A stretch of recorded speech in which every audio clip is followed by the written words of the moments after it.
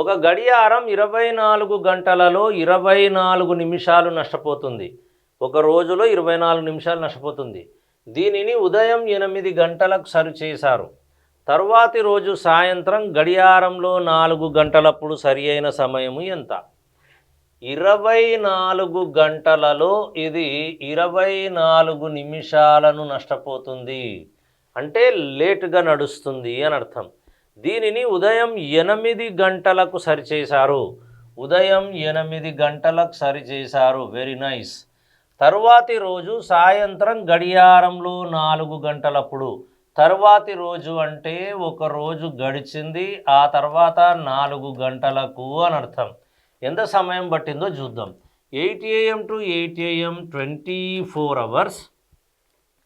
ఈ 8 AM నుంచి 4 PMకి అయ్యేటటువంటి సమయం ఎంత? 8కి 4 కలిపితే 12, 12కు 4 కలిపితే 4, టోటల్ ఇదొక 8 గంటలు.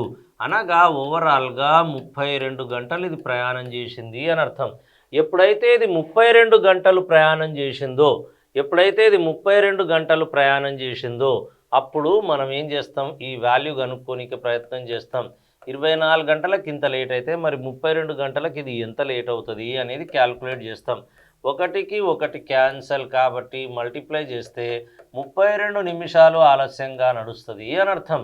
అప్పుడు వాస్తవానికి తప్పుడు గడియారంలో 4 అవుతుంది, కానీ అది లేట్. ఎంత లేట్ ఉంది? 32 నిమిషాలు లేట్ ఉంది.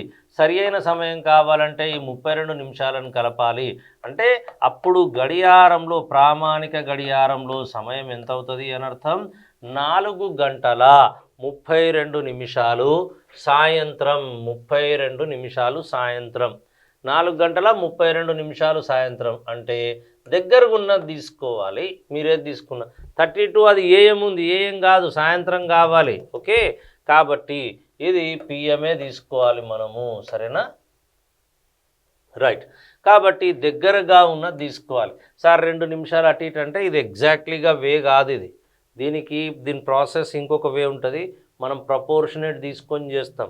ప్రాసెస్ లేట్ అవుతుంది, అందుకోసమని మనం ఇట్లా తీసుకుంటాం. దగ్గరది విలువ తీసుకోవాలి. 32 అంటే 30. Okay, no problem. 31, 31, 32 లేదా 33 దగ్గరది తీసుకోవాలి. తీసుకుంటే